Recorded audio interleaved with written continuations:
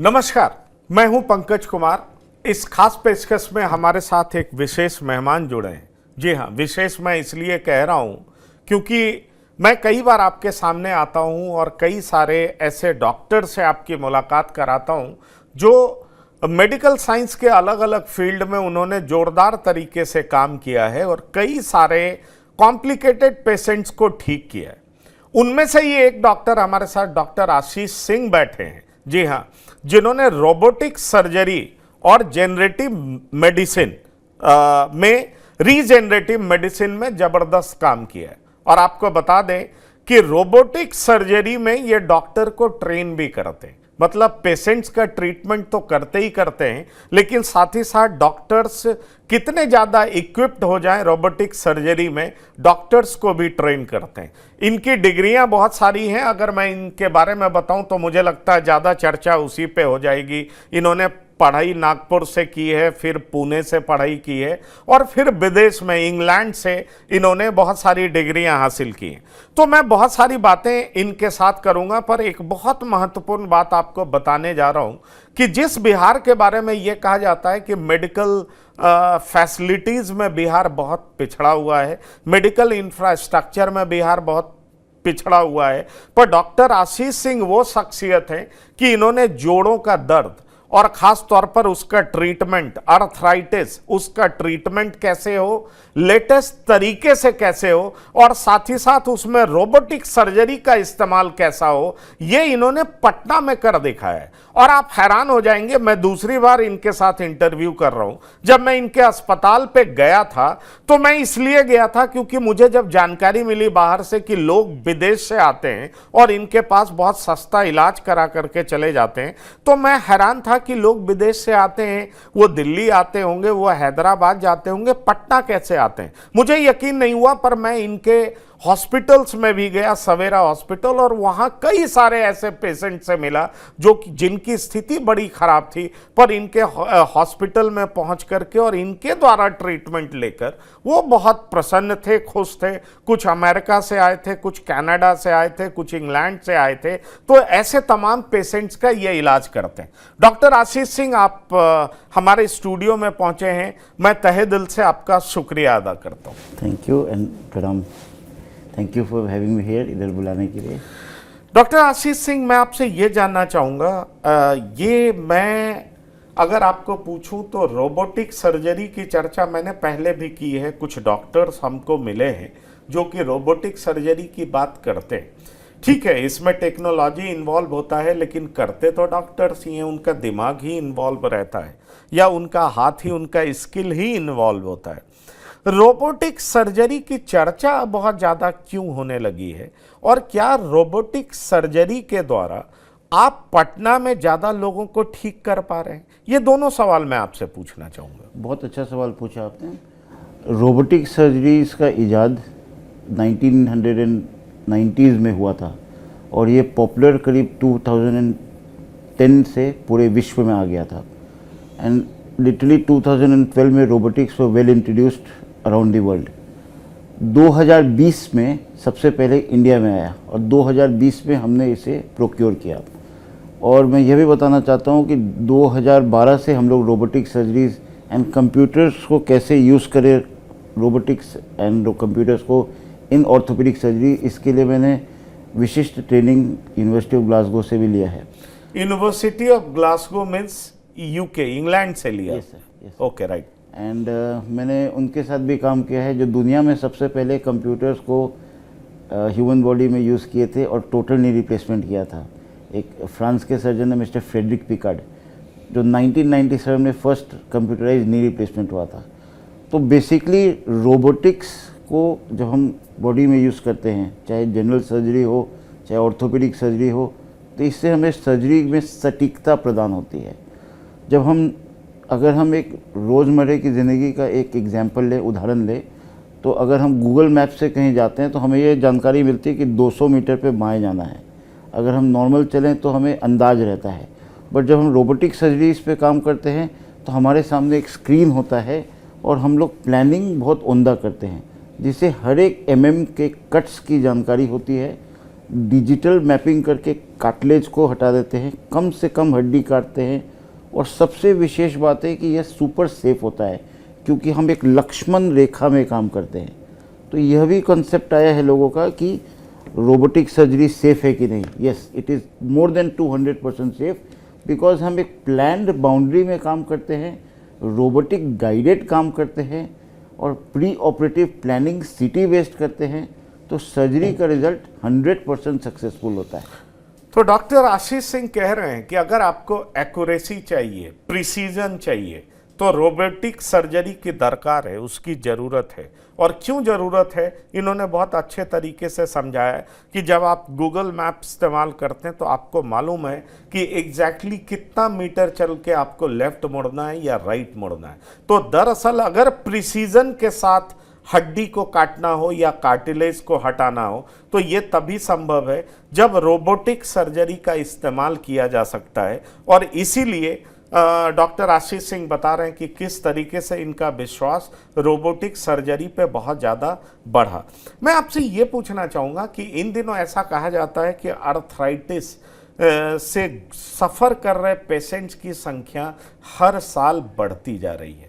जहां आप प्रैक्टिस करते हैं, ख़ासतौर पर जहां पर आप हॉस्पिटल चला रहे हैं पटना में, और वहां पर भी क्या बिहार से पेशेंट्स आते हैं या दूसरे राज्य से पेशेंट्स आते हैं? क्योंकि मैं एक बार आपका हॉस्पिटल जा चुका हूं, मैंने तो देखा दूसरे देश से भी पेशेंट्स आते हैं।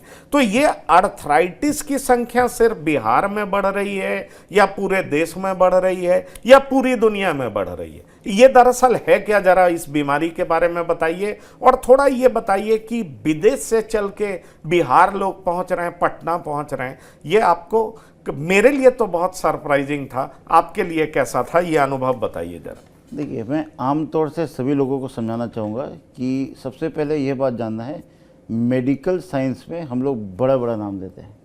ऑस्टियो आर्थराइटिस, ऑस्टियो मतलब बोन, आर्थरस मीन जॉइंट और आइटिस मतलब सूजन। तो समय के साथ ऑस्टियो आर्थराइटिस सभी लोगों का होगा, बट यह है कि बॉडी को कितना अच्छे से रखते हैं उस पर डिपेंड करता है। तो यस, आपका जो पहला सवाल है, आर्थराइटिस की संख्या ग्लोबली बढ़ गया है और ये ग्लोबल पेंडेमिक है। इसका आंसर है बदलती जीवन शैली। यानी अगर आप 20 साल पहले की बात करें तो हम सब लोग साइकिल से जाते थे, परंतु आज हम लोग सब मोटरसाइकिल से जाते हैं और मेट्रो से ट्रैवल करते हैं। तो लाइफस्टाइल चेंजेस हो गया है। दूसरा सबसे बड़ा चीज़ है lack of activities and increase in junk food. अगर मैं अपने हॉस्पिटल की बात करूं तो हॉस्पिटल के 200 मीटर के अंदर मोर देन 10 जॉइंट्स तो हैं।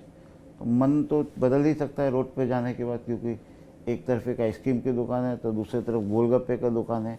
तो हम कितना समय अपने दिमाग को शांत रखेंगे कि हमें जंक फूड खाना नहीं है या फूडिंग हैबिट्स पे कंट्रोल रखना है। तो मेरा एक सिंपल आंसर है कि हम लोग का लाइफस्टाइल चेंज हो गया है, लैक ऑफ एक्टिविटीज़ हो गया है, और हम लोग एक्सरसाइज पे फोकस नहीं करते हैं, और फूड हैबिट्स चेंज हो गया है। इन्हीं सब कारण के चक्कर में आज ग्लोबल पैंडेमिक ऑस्टियोआर्थराइटिस हो रहा है, और हमें इस पे विचार करना ज़रूरी है। क्या कर सकते हैं, इस पे सोच करना बहुत ही ज़रूरी हो गया आज की डेट में।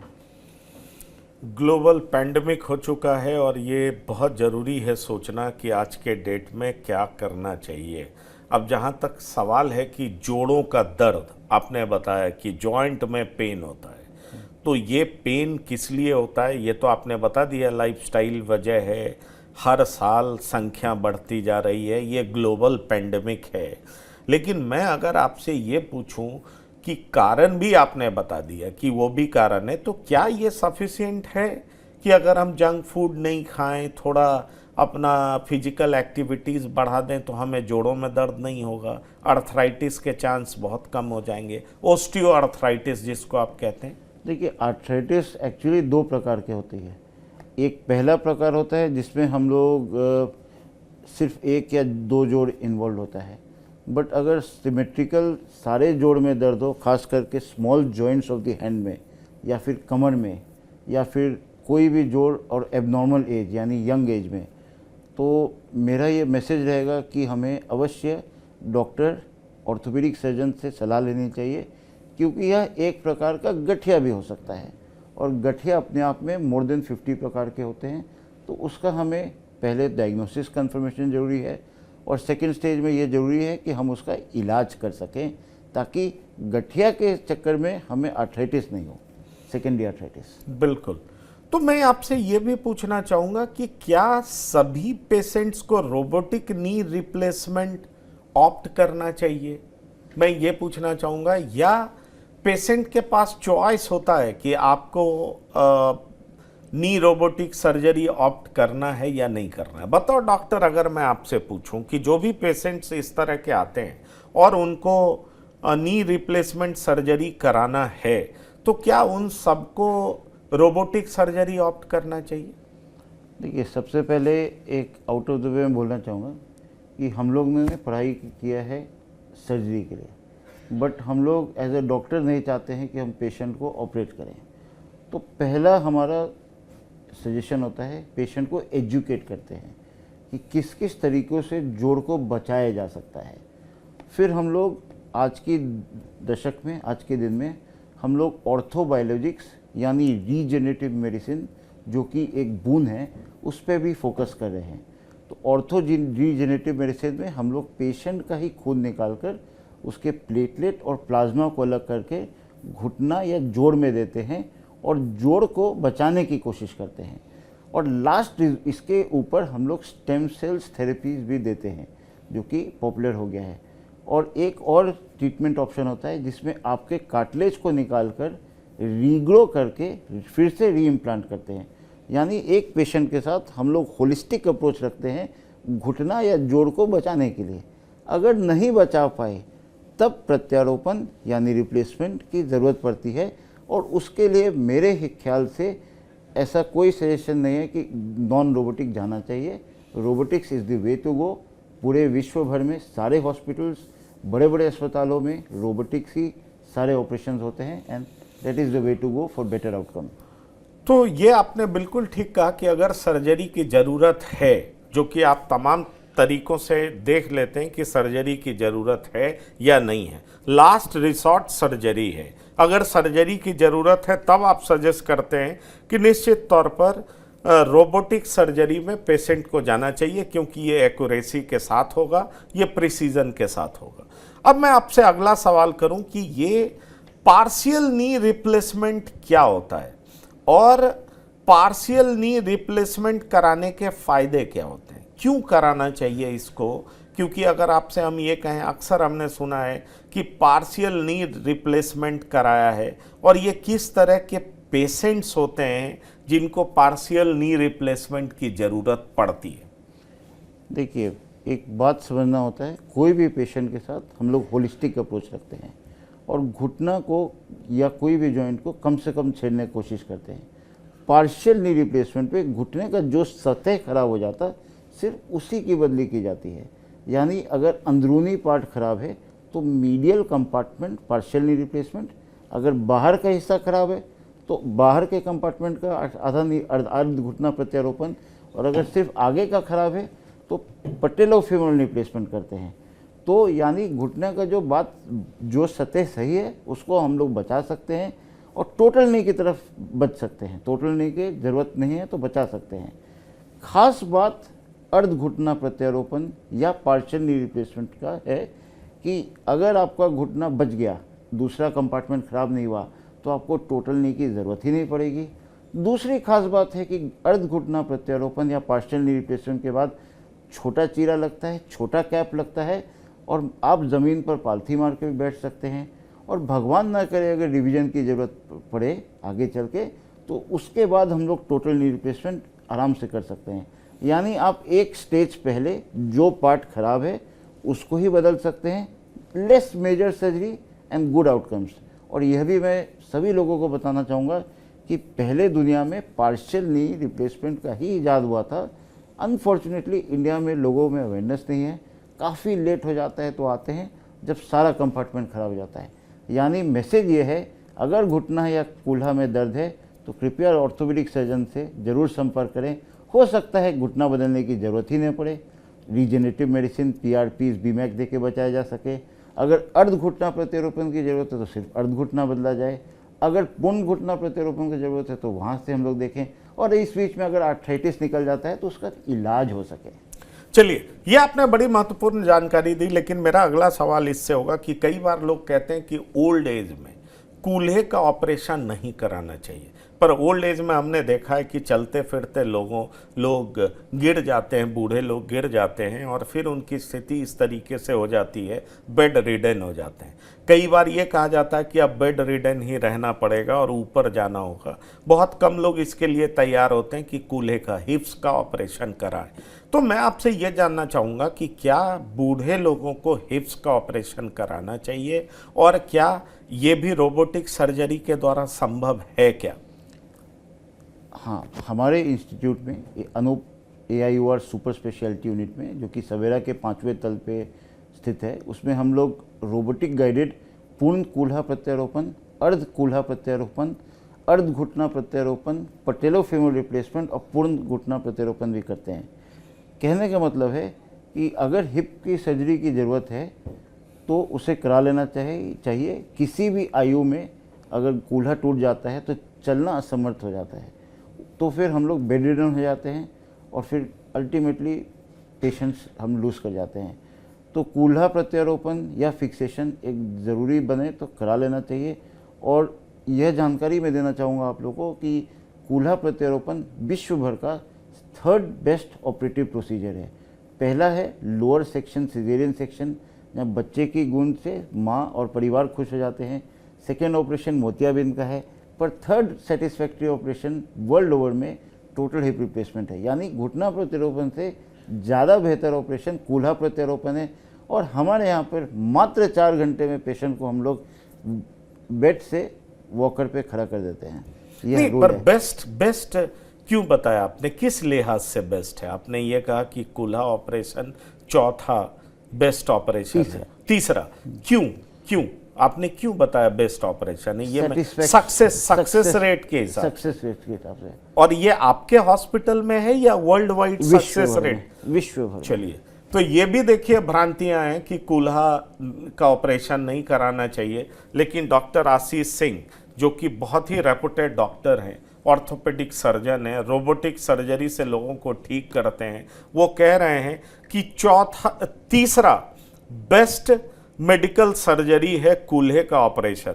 मतलब इसका सक्सेस रेट इतना ज़्यादा है। और ये तो यहाँ तक दावा करते हैं कि अगर किसी का ये कूल्हा चेंज करते हैं, ऑपरेट करते हैं, तो 4 घंटे में उनको वॉकर के जरिए ये चला देते हैं। तो आप समझ सकते हैं कि इनका ऑपरेशन करने का तरीका, एक्यूरेसी, प्रीसीजन किस लेवल का है, और उसके बाद सक्सेस रेट इनका किस तरीके का है। अब डॉक्टर, मैं आपसे ये पूछना चाहूँगा, क्योंकि लोगों में बड़ी चिंता रहती है, नी रिप्लेस मत कराओ, कोई फ़ायदा नहीं होगा, कूल्हा रिप्लेस मत कराओ, कोई फ़ायदा नहीं होगा, ये छोटी जगहों पर लोग बोलते हैं ऐसा। अगर मैं आपसे पूछूं कि आपका सक्सेस रेट क्या है, क्यों लोग आपके पास आए? अगर मैं आपसे ये पूछूं कि लोग आपके पास या लोग नी रिप्लेसमेंट कराने जाएं तो सफलता के चांसेस क्या है? लोग अगर कूल्हे का रिप्लेसमेंट कराएं तो सफलता का चांसेस क्या है? जैसे अगर आपने सपोज 10 पेशेंट ट्रीट किया तो सक्सेस रेट क्या है? और मैं पूछना चाहूँगा कि आपने अभी तक कितने पेशेंट्स को ऑपरेट किया है, आपके अस्पताल में कितने पेशेंट्स का ऑपरेशन हुआ है, क्योंकि आपका अस्पताल बहुत वाइडली नोन है, लोग विदेश से भी आते हैं। तो आप ज़रा बता सकते हैं कि आपके हॉस्पिटल्स में कितने मरीजों का इलाज हुआ है, आपने कितनों का किया है, और सक्सेस रेट क्या है? मैं पर्सनल लेवल पे आफ्टर कमिंग टू इंडिया 2015 से हमको नहीं लगता मोर देन 10,000 के ऊपर जोड़ बदल चुका हूँ, ज़्यादा ही। सिर्फ रोबोटिक माध्यम से मोर देन 2000 जॉइंट्स कर चुका हूँ। और अब तो मैं ख़ास तौर से ट्रेनिंग के लिए भी जगह जगह पे जाता हूँ, देश ही नहीं विदेश में भी जाता हूँ। सबसे ख़ास बात यह है, जब आप सक्सेस की बात करते हैं तो कोई भी सर्जरी में असफलता का चांस 1 to 2% रहता है, परंतु रोबोटिक्स के आने के बाद से यह रेट कम हो गया है, यानी असफलता का रेट कम हो गया है। और मोर देन 99.5% सटीकता के कारण, ऑपरेशंस भी सटीक होने के कारण पेशेंट का आउटकम बेहतर हो रहा है। सेकेंड चीज़ क्या है, अगर कोई पेशेंट आता है तो उनको सारे जांच होती है, यानी हार्ट का जांच होता है, चेस्ट का जांच होता है, मल्टीपल डॉक्टर्स देखते हैं, and if the patient fit होते हैं तो ये टेबल पे आते हैं।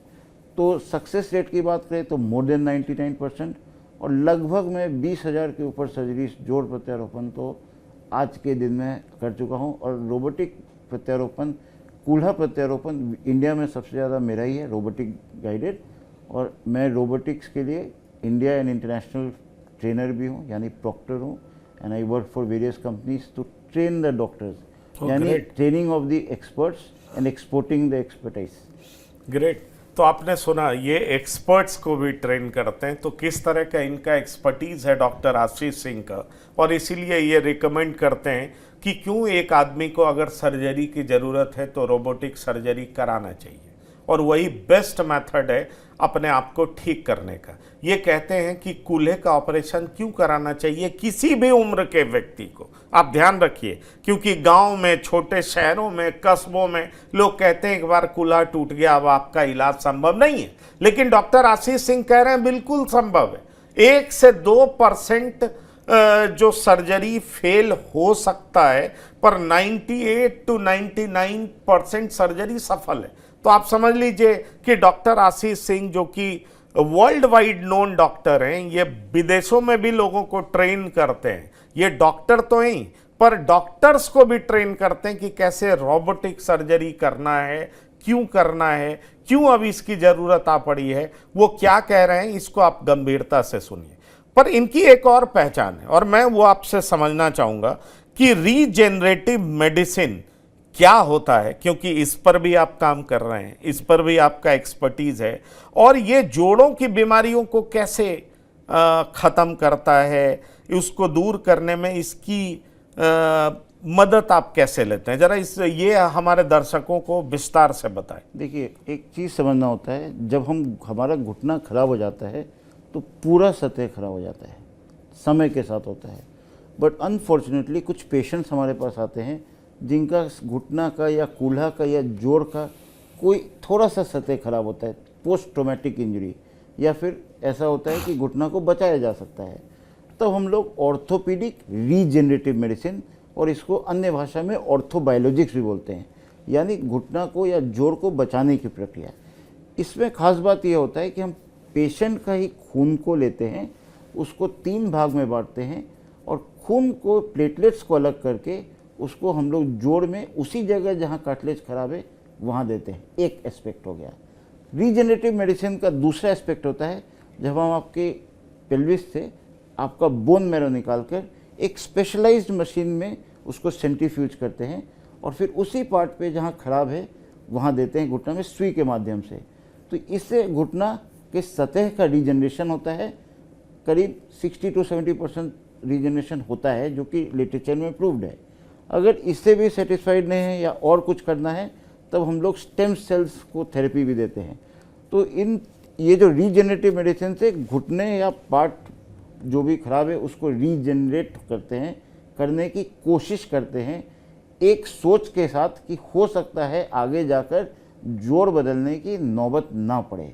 और ये सारी चीज़ें पटना में, from regenerative medicine to robotic surgery, all under one roof at AIOR super speciality unit हम लोग प्रदान करते हैं, जो शायद न्यूयॉर्क, इंग्लैंड, लंदन में भी प्रदान एक यूनिट में नहीं होता है। चलिए, ये बड़ी बात है, और डॉक्टर आशीष सिंह जो दावा कर रहे हैं उसको मैं और सरल शब्दों में आपको समझा सकूं कि देखिए, आपका जो पार्ट खराब हो चुका है, क्या उसको रीजेनरेट किया जा सकता है, क्योंकि बॉडी में कई सारे ऐसे पार्ट्स हैं जिनको रीजेनरेट करने की कैपेसिटी होती है, और उसी पार्ट को रीजेनरेट कैसे किया जाए इसका प्रयास करते हैं डॉक्टर आशीष सिंह। एक और चीज़ बहुत खास तौर से बताना चाहूँगा कि AIOR सुपर स्पेशलिटी यूनिट में 2020 में रोबोट लगा था, जो इंडिया में फर्स्ट प्रोग्राम हम लोग लगाए थे, फर्स्ट इंस्टॉलेशन था। तब से आज की देर तक हम लोग किसी भी पेशेंट से, चाहे वो आयुष्मान भारत हो, CGHS हो, ECHS हो, या कोई नॉर्मल आदमी हो, हम लोग रोबोट के ट्रीटमेंट पर कोई अतिरिक्त शुल्क नहीं लेते हैं।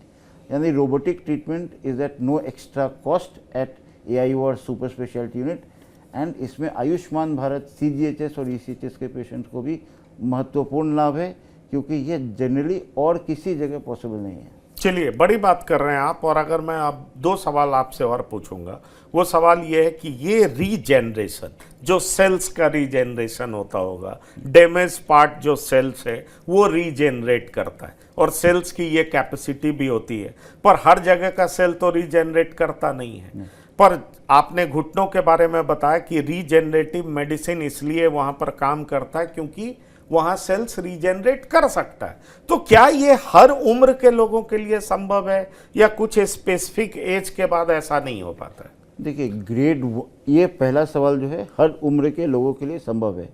इसमें हम लोग इलियक क्रेस्ट यानी पेल्विस से बोन निकालकर उसको स्पेशल मशीन पर सेंट्रीफ्यूज करके, और डे केयर प्रोसीजर यानी एडमिशन की ज़रूरत नहीं है, और उसको नी में इंजेक्ट करते हैं।